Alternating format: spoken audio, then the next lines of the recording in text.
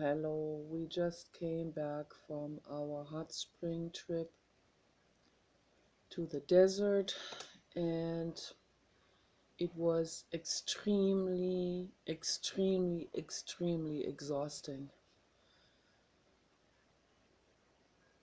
And it was a very profound learning experience, as almost I would say as every one of our trips is. It's a profound learning experience.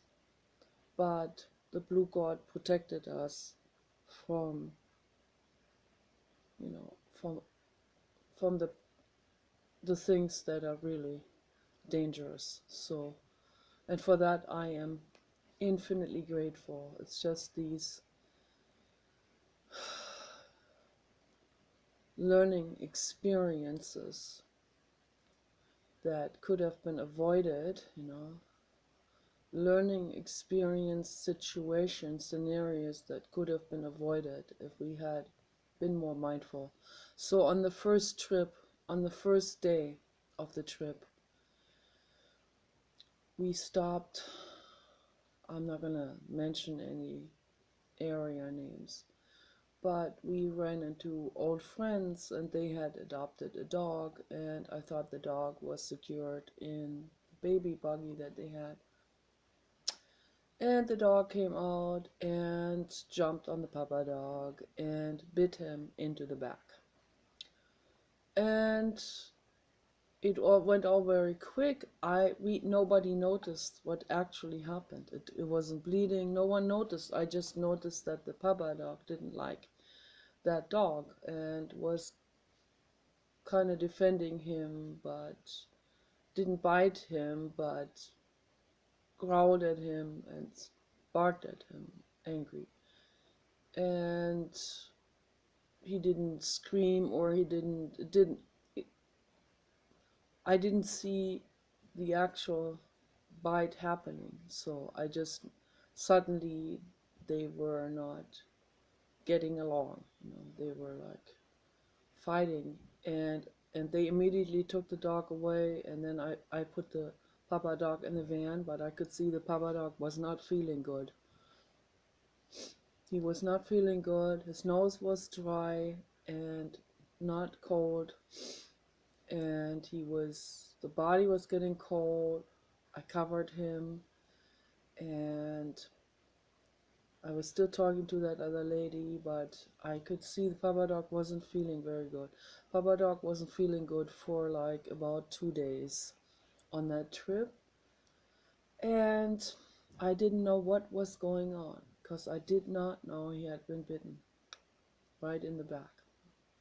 Papa dog has a lot of bumps on him, like metastatic bumps, I believe, which may not be malicious, but metastatic tumors grow when someone removes a main tumor. So he has, like, I don't know, about 10 of those bumps, and I don't know exactly where everyone is located. So that dog bite developed a small lump, but there was no wound. I didn't see any wound. I didn't see any bleeding, but it swelled up a little bit. Probably got infected, and I didn't even know there was a bite. And that's the worst thing of everything.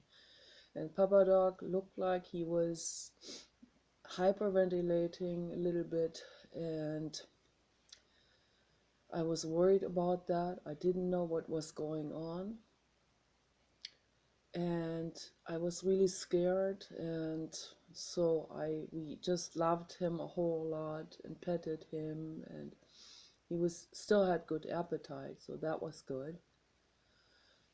And so we finally got to a very sacred lake. I'm not gonna mention where it is. So I keep these things, I keep that data confidential. We have to on the internet.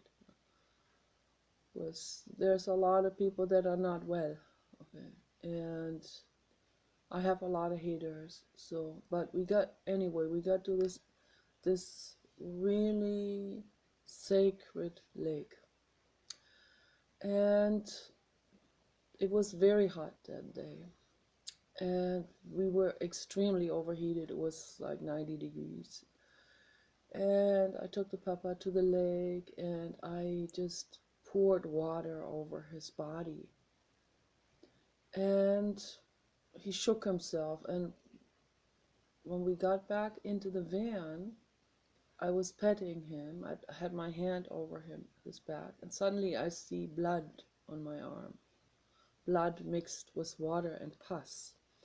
And I was really shocked to see that. And I inspected him, and I looked where this was coming from, and then I saw the wound. And we looked at the wound, and it was very obvious. First I thought a tumor had opened up or something. And I was really afraid, because when tumor opens up like this, that's not good. That could be really, really dangerous. So I was really afraid. And Paul looked at it, both looked at it really closely, and it was very clear it was a fang that had gone into it. One fang of that little dog. A little itty bitty dog, but don't underestimate little dogs. They can be very vicious, particularly this neurotic dog that they adopted. She found that dog straying on the street. So who knows what this dog had been through, that poor little dog. So, and the dog was probably jealous of the papa dog, because the poor little dog found these people, and he did not want to lose those people anymore. That those were his parents, and he defended that position, of being the child now of those people, and he didn't want a competitor. So that's what I believe was happening, and the dog, poor little dog, was just terrified, that Papa would take his place, or would be a competitor, or would, you know, put him in the shadow or whatever, And so all of these things, like so many things to pay attention to. But there's one thing I learned for sure now, is that just to be on the safe side, I am not going to let the papa dog near other dogs ever anymore. I mean, I was already not letting him near larger dogs, or like not even dogs anywhere near his size. So I wasn't even letting him near 50-pound dogs. So Papa is 100 pounds. So certainly wasn't letting him near dogs of his size, because they're also taller, of course. And I'm not going to let him near little dogs either anymore. I'm just not going to take the chance anymore. I can't. Paul walks with hiking poles, and Paul will have to just, if someone has a dog loose without a leash, Paul has to guard the papa dog, has to stand in front of the papa dog with crossed hiking poles like this, like, no access. No. Take your dog on the leash, please. That's what we're gonna have to say. And that's what my message is also to everyone out there. Please do not walk your dogs off the leash. Please don't do it. You don't know what might happen. You don't know the psychology always in advance, how they might be interacting with each other, what kind of triggers, they have egos too. There could be a trigger happening psychologically. You don't know what might happen.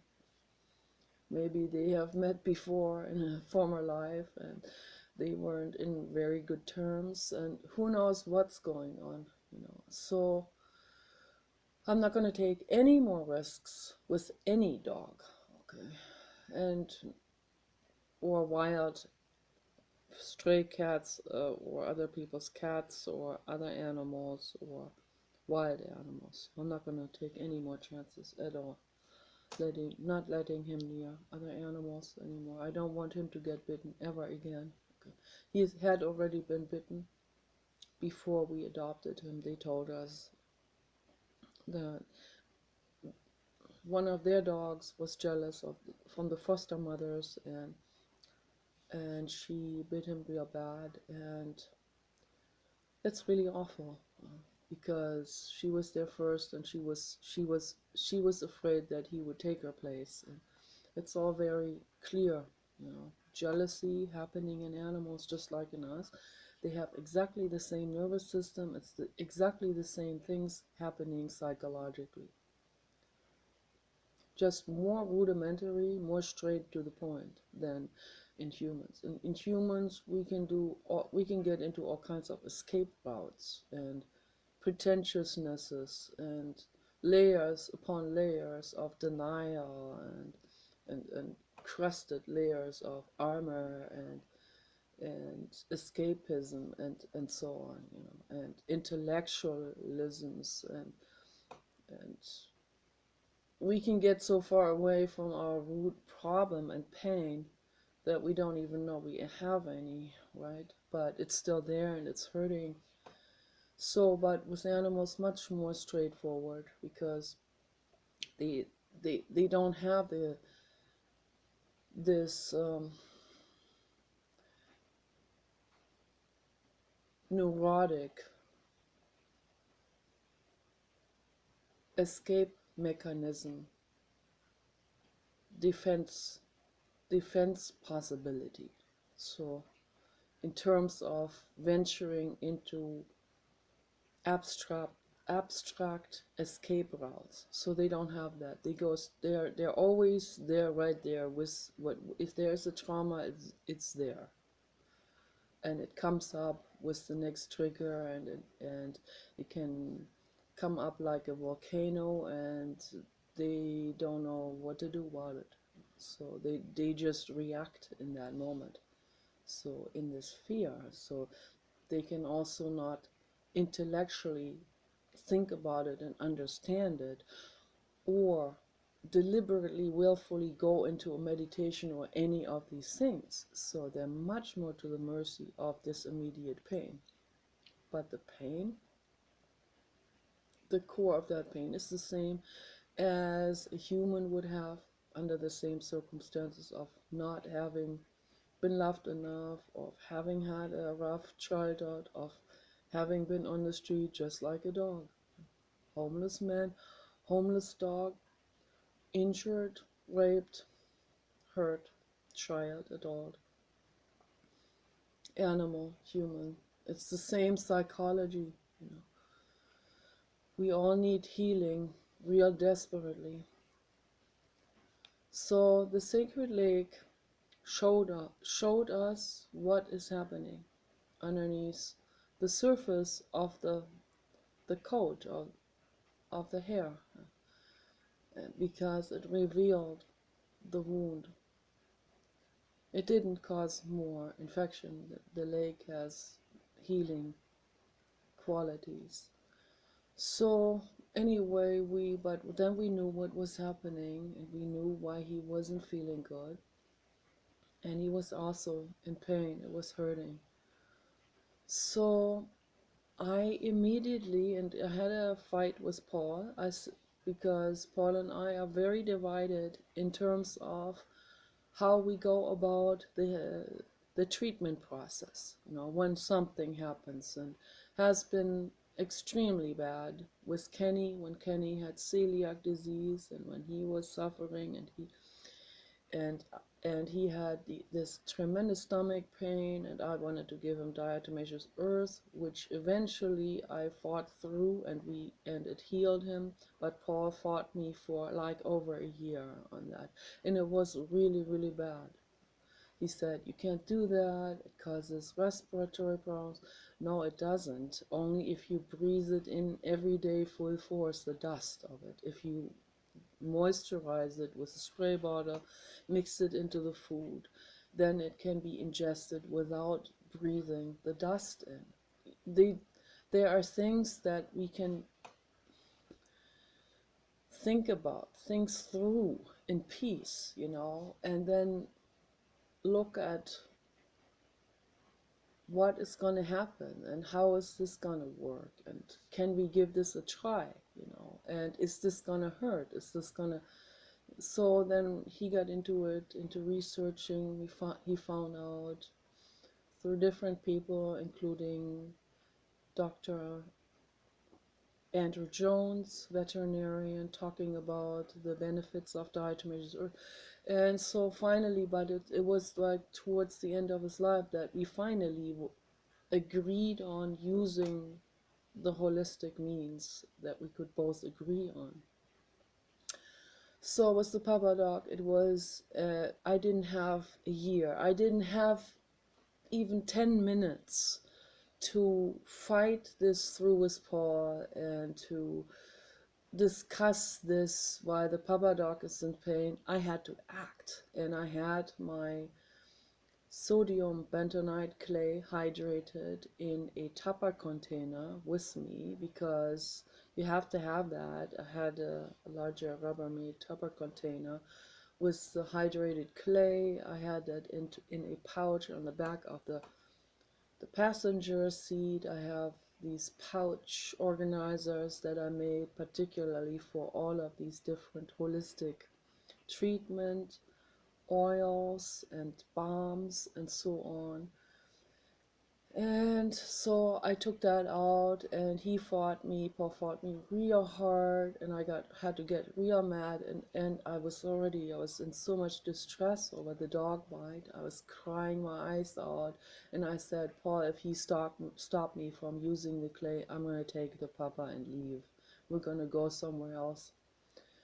And so then he finally let me put the clay on, and then he said, don't put too much on. I said, I have to put very much clay on it. So I put like this much clay on the wound. It's like a big mount over it, over this entire area, just like this. I netted it on very gently, and as soon as the clay had contact to that actual wound, and I pressed a little bit down so that it would go into the hole where the dog fang went into, and then all the way around it, and then I massaged it on, I netted it gently on, I packed more on, and I added more on the top and more around the side until it finally was a smooth mountain on top of that wound. And as soon as that touched the wound, the Papa Dog calmed down. The hyperventilating stopped, his breathing started to calm down. His body wasn't vibrating in this painful way, like in this kind of almost like a dry fever type of way, like he had this agitation about just the touching him. I could feel that there was infection and pain and discomfort going on. I'm very attuned to the Papa Dog in this way. So as soon as the clay touched it, I could feel this incredible relief happening in his body. It was like, and he was able to relax. And immediately the pain was gone. When you have a wound and you put bentonite clay on it, hydrated, it has to be hydrated bentonite clay. It can't be too fluid, it can't be too hardened, it can't be like Play-Doh. It has to be more like this here. It's not this consistency, but it has to be sort of, very mendable, flexible, but not too fluid. So you put the clay on the wound, and it takes the pain away immediately. Even if you have a burn wound or an insect bite, even a bee sting, I heard stories and I read a lot of clay stories. It has an intelligence built into it. It's a miracle. It really is. It's a present from the infinite cosmos and from Mother Earth. It is a mixture of volcanic ash mixed with ocean water, and that has become a sedimentation layer inside of the Earth's crust. So sometimes these layers will become exposed through these tectonic plate activity movements where there's a seismic activity that pushes the earth, these fragments of earth's crust together, often in the ocean, and then it pushes this together, and then it pushes certain areas up, and then when a part of the earth's crust is pushed up, it starts to expose, like this here, and then it starts to expose the layers that are underneath. So it gets bunched up like this, and then you can see the Earth's sedimentation layers. And some of these mounds are very, very large, like in the Painted Desert, for example, and Monument National Park out in the desert, and the Petrified Forest has these all kinds of sedimentation that it exposes, and geologists go there, and mineralogists and geologists, and so they all are interested in this, people who are interested in gemstones. And so anyway, the earth is the most precious and the most intelligent and the most healing substance for us, more healing and more important for treatment than any other mineral deposit there is. And there are different types of clays on the earth, but the bentonite clay, the montmorillonite, this is just the same stuff. It occurs in different areas around the whole globe, and it's always connected to ancient volcanic activity from billions of years ago. And when the earth was still full of lava and partly glowing, so when the earth's crust was first forming itself into a livable terrain where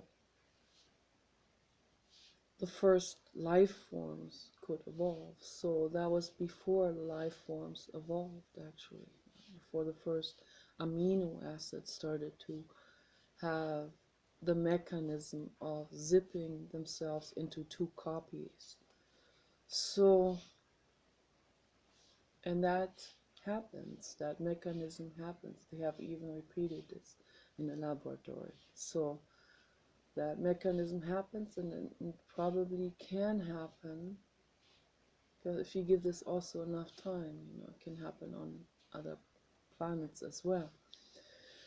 So we have these amazing mineral clay formations in the Earth's crust, and we need to use this. This is there for us now, that offers itself to us to heal everything. And I really mean everything. There is a clay called clinoptilolite, zeolite. The clinoptilolite zeolite is almost like silica glass. It's like a glass silica gel, sort of, that comes up, that bubbles up in these silica transparent, almost like this here, transparent mounts. And It often is connected or gets mixed in again into kaolin or into bentonite, but this can bubble up by itself, and the zeolite, and particularly the clinoptilolite, I can remember that name because clinoptilolite has this sound of clear, like clear, translucent, transparent, uncolored material. And they actually, what they did after the Chernobyl disaster, they knew about this. Russians are very smart, and they will use these kind of things. They will use smart materials. And the clay is very smart. It has an intelligence of its own. And they went in there and they poured that stuff in from the top, from helicopters. They poured the clinoptilolite and probably also other clays, bentonite and kaolin clays. They poured all of this into the reactor to extinguish, to soak up the radiation, the plutonium, and these very, very highly radiating minerals that are not supposed to be on the surface of this planet. They're supposed to be deep down and contained and only in sporadic form, in a harmless sporadic form. People bring this up and melt it together and create a conglomeration of it, and then it becomes a very toxic and dangerous and hazardous thing. So through chemical fusions and all of this, what they're doing that they're not supposed to do, they're not supposed to fuse these things together. So, but they poured that clay material in massive amounts, and it extinguished the radiation to the most part. It's still radiating a little bit, but not near as much as it would be if they hadn't poured the clay into it. So the clay took care of it. The clay can take care of all kinds of things. You'll be so amazed. Donna Pessin has written about this extensively. Jason Eaton and another guy, what's his name? Ron Knishinsky, I think. I forgot now exactly the name. So different people that have written about the clays. I have these books in my Kindle ebook reader. I have to read them again. Need to read those again. It's been a couple of years ago that I've read those. Those are really amazing books. Like We Eat Clay is one of the title, and Donna Pessin's book, the Healing Steps, and so just check these out. And then there's a lady, forgot the name now. I forget names if I don't look at them for a while. So I'll have to read them again. I'll talk about this in another video, but get into it, really, this is my recommendation. If you want the most effective first aid material, look no further than the clays, and particularly bentonite and zeolite clays and clinoptilolite. Okay? Those are very, very powerful. The bentonite is particularly good for the skin. So I don't know about the zeolite. I think the zeolite is good too. It might be a little strong, I don't know, but I know that, and the Dr. Scholl's has an amazing clay. He's also put other things in it. He put some herbs in it as well. So he has that intestinal formula number 2 that also has charcoal in it, and activated charcoal. And he has a very, very strong clay from Death Valley. It is a calcium bentonite that's very, very strong. And his wife put that on her face once, and it was way too strong. It pulled her skin like this. And so that's like way too strong. But for the intestines, that's what we want. It pulls out all the impurities and stuff out of it. So Dr. Schultz's intestinal formula number 2, I highly recommend that to people. It saved my life once. I overdosed on something, and Paul gave me those charcoal pills from Dr. Scholl's with that calcium bentonite in it. And that may have been just the right amount, just the cutting edge of making me not go into a coma before the ambulance came. So very powerful, very, very powerful. Don't underestimate this. And I've read so many of these healing stories, and what it does, it I believe it can even pull out, because that's what other people reported. It pulled out glass pieces out of people's wounds that were deeply embedded after terrible accidents or car accidents. You just pack the clay on top, and it will just pull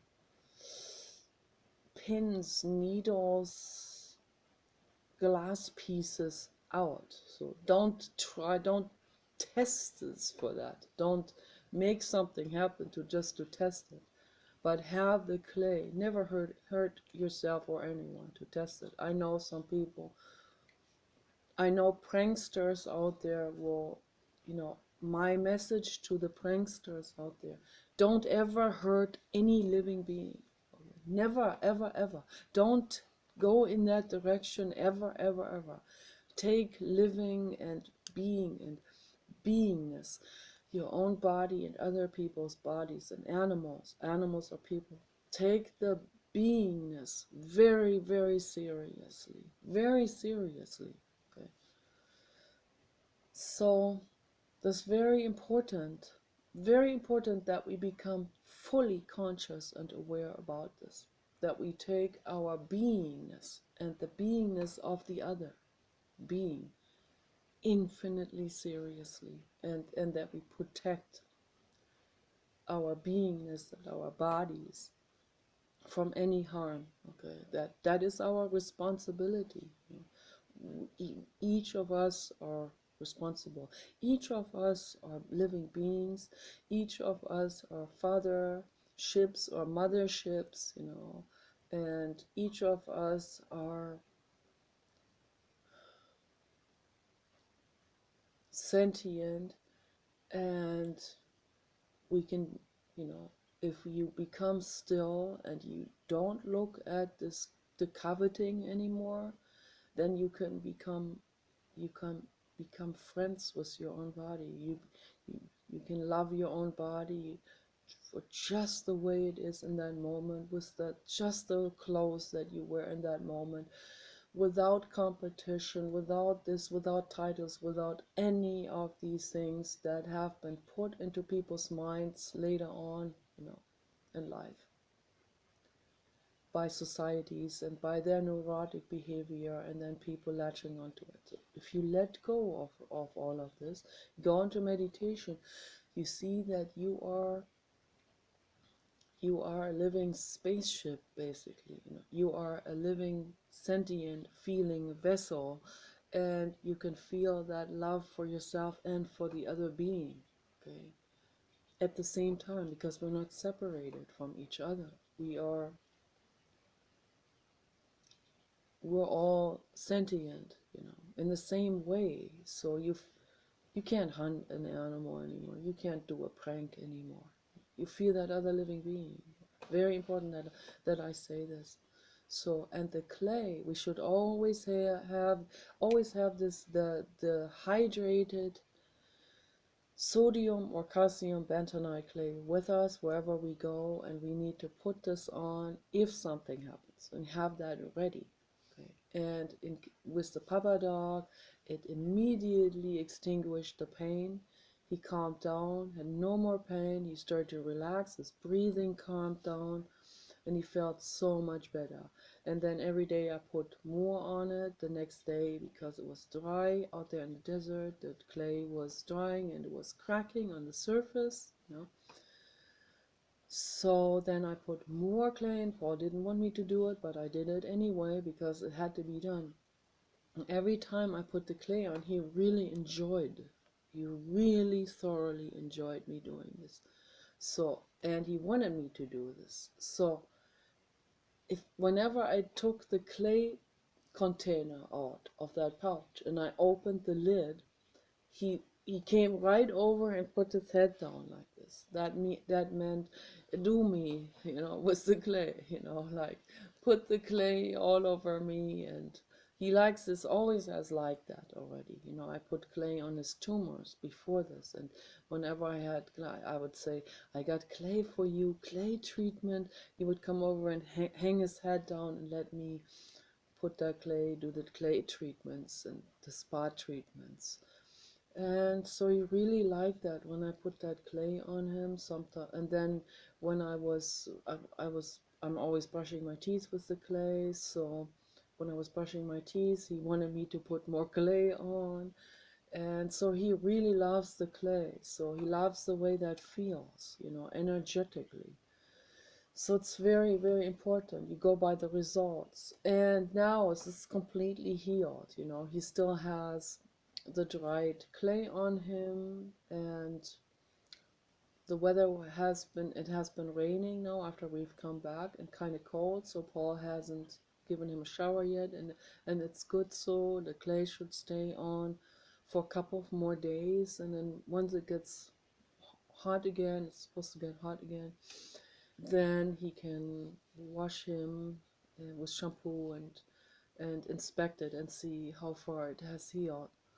So Paul, he wanted to do all kinds of things, and then his ego came in and said, I'm a I've learned the paramedic. I took paramedic classes. I know what I'm doing. That's ego. It's like a doctor saying, I'm a doctor. I know what I'm doing. Don't question what I'm doing. I do question medical interventions. They cause nothing but stress. Okay? And pain and more problems, and often creates more problems than it started out with. People have gotten hepatitis in hospitals. They came in with something minor, they went out with something massive, like life-changing illnesses and so on. So now Dr. Scholes always says, do not go to the hospital. And rightly so. There's a reason why we don't want to go to the hospital, unless you need to have a bone realigned or something really, really where it does need some mechanical help. Because that is basically that is what these people have learned. They have learned to realign bones. This is a mechanical thing, same as a dentist. It's a mechanical profession. It's like fixing a car, so maybe more complex. So they also have to take a living body into consideration, of course, but that has very much its limits, most because they are trained in mechanical intervention. They are not trained in taking the living body into consideration to the degree that I want to see it. So, because we're more than just material, the living body is an intelligent, fluent, and highly reactive thing that can react in very, very healing and positive and very powerful ways if we give it that chance, like with the clay. This is a match made in heaven, the clay on our bodies. I put the clay in my face, I do all kinds of things with this. I take baths with the clay in it, and it feels really, really good, really healing. And that sacred lake, the on the bottom, is full of clay. It pulled these sandals off my feet.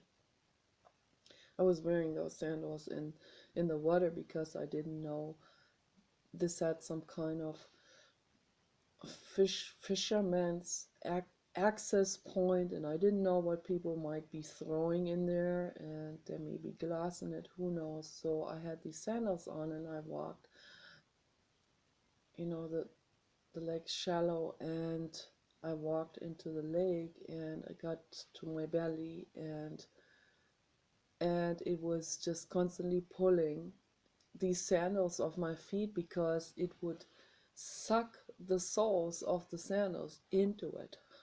The clay would suck that into it. The clay sucks everything into it. It's called the absorption process. It absorbs everything into it like this. It also has an adsorption process, which ad means against. It draws chemically, electrochemically things to it, as in the adsorption process. It draws so-called positively charged ions and particles into it, and it engulfs it. So it neutralizes any kind of lake. So then we went to another lake, and that did the same thing. It also has that clay on the bottom. Clay is a miraculous healing modality, healing mass. Okay, and the reason why you don't hear about this in mass media or advertisement or in the medical industry is because if they use this, the pharmaceutical industry would not be able to sell you their patented toxic interventive drugs. And for them, it's about profit. It's not about healing. It's about intervention, and it's about having people dependent on them so that they can keep selling them these drugs. That's all it is. It's very sad. And this is not a conspiracy theory. This is facts. Okay, this stuff is happening, and it is corruption to the highest level, and that's what most people are into. Most people are highly corruptible, highly, and you know, you should don't whoever is highly corruptible. My message to them is, don't take offense to this message. I'm speaking the truth. Okay? If you're highly corruptible, if you're one of them, and I've had those. I've had doctors. There was one doctor, one physician from England who came after me because I was talking about milk thistle and how that can actually heal liver cirrhosis. Milk thistle, it's considered a weed. People spray stuff on it. Never spray pesticides on anything. Don't poison this planet anymore. Okay, never use any kind of poison anymore. Use those weeds, pull them out you can use gloves. Some of them have stingers on it. Use thick gloves. I recommend the ones from the hardware store that have a plastic layer over the fingers and the palm of the hand that is very sturdy, like a soft plastic, like a rubber type of, but very strong rubber type of layer. And you can work with blackberries with that, with any kind of thorny stuff. You can pull that out. Milk thistle, they have thorns. Some parts have very fine thorns. They can get embedded into the skin and it burns. Or nettles or stuff like this. Some of those burn, and they have They have very fine needles. So you use the real sturdy gloves to pull that out. You can lay that out to dry, and or you can use it fresh. You can cut it and you can make tea with it, and it will heal your liver. But yeah, I made videos about this. I got tremendous hate from physicians because they are not trained in this, and because they're not trained in this, because they think, because their medical schools completely omit this kind of information, completely leave this information out, shun this information, matter of fact, or even talk against it in a very, very slanderous way. Because of that, they all think, oh, it's just what the medical industry or what the university taught them, the school books that they were presented with taught them that should be regarded and everything else disregarded.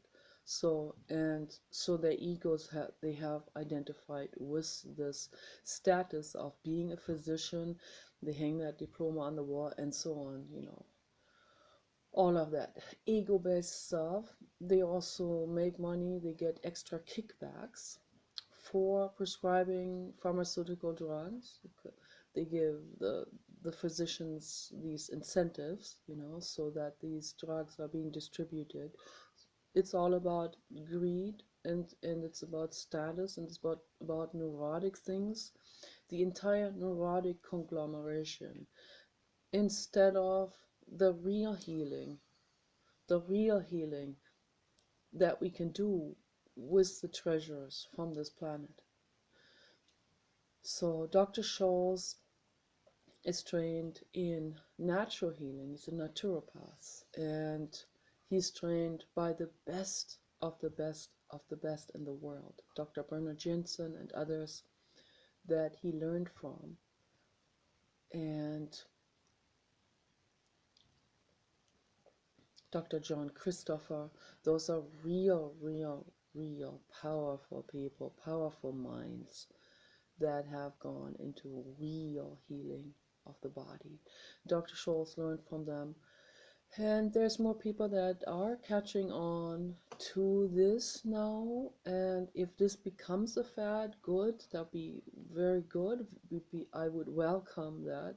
That's a good fad, better a good fad than not having the good stuff, okay? But don't make it into a fad. This is about really healing the body.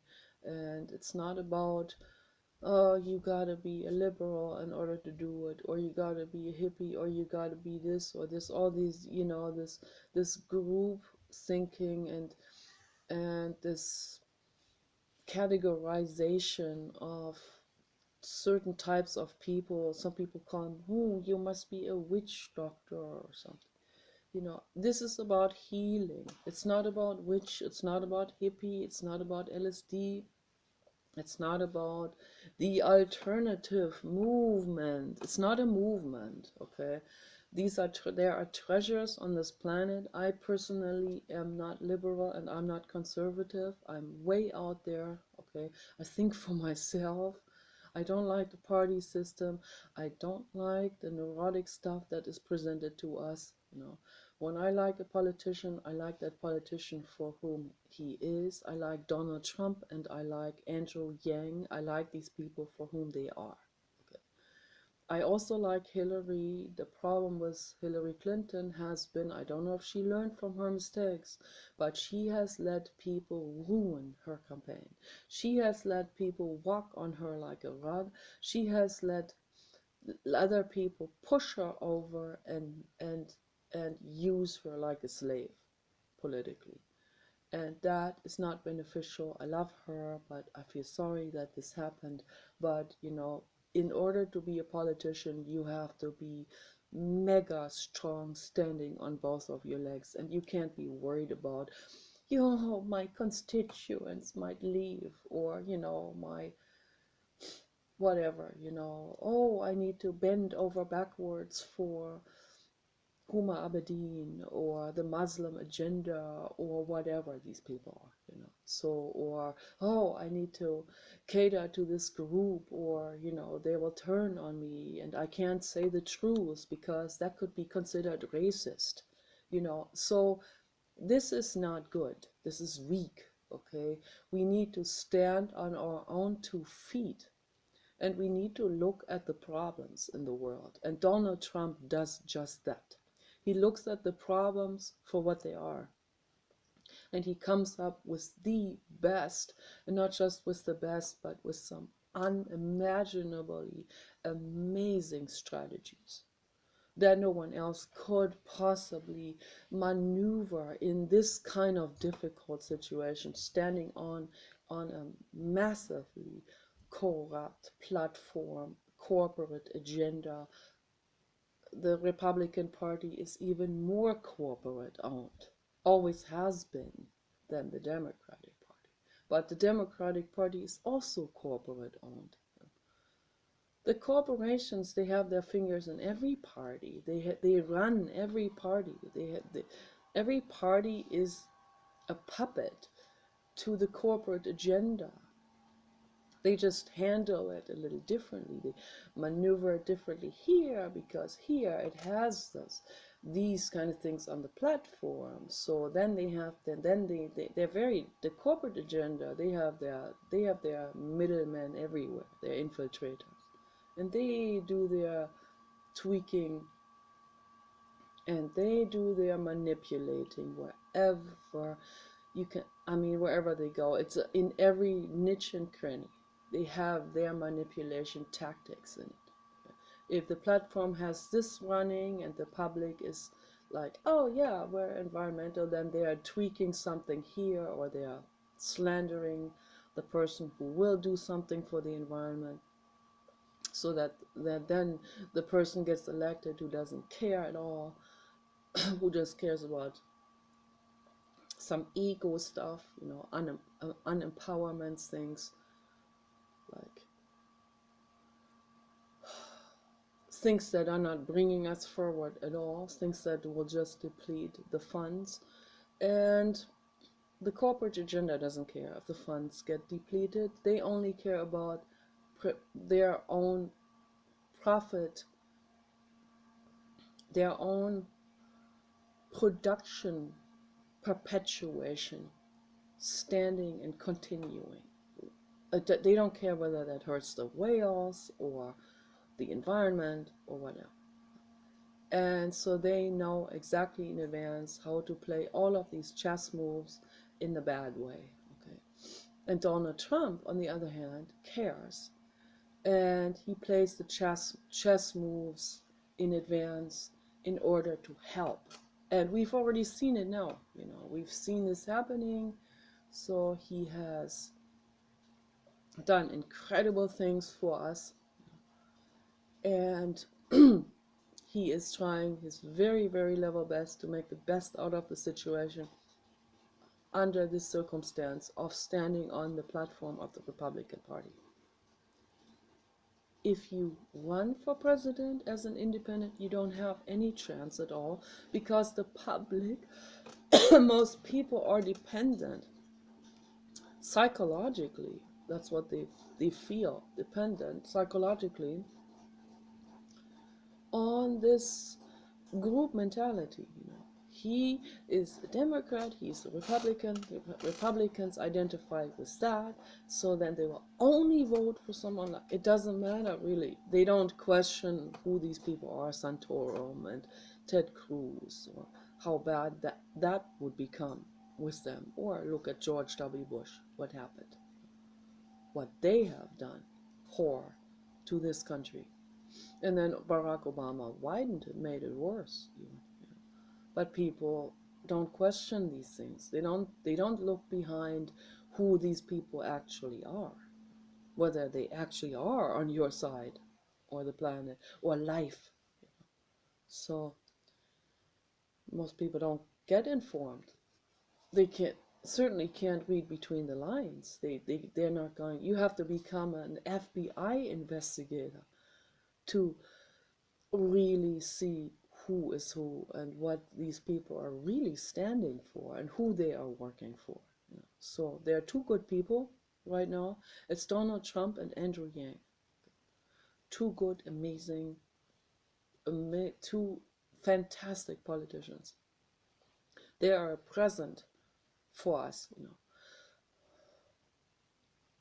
People haven't even deserved them, but the planet has. So Donald Trump and Andrew Yang, I want to see them in office. I don't care about how things are really working. Unfortunately, they're working in a bad way, the political system in the United States. But if we can eliminate all of this, I just want to take these two people and put them in power and add Paul and me to it, and Ingrid Newkirk and Paul Watson. Put the good people in charge. Have an have a group that thinks all of this through, where everyone contributes their thoughts and strategies and how do we do this? How do we do this the best way possible? How do we fix things? But from the politicians, I see Donald Trump and Andrew Yang are their presence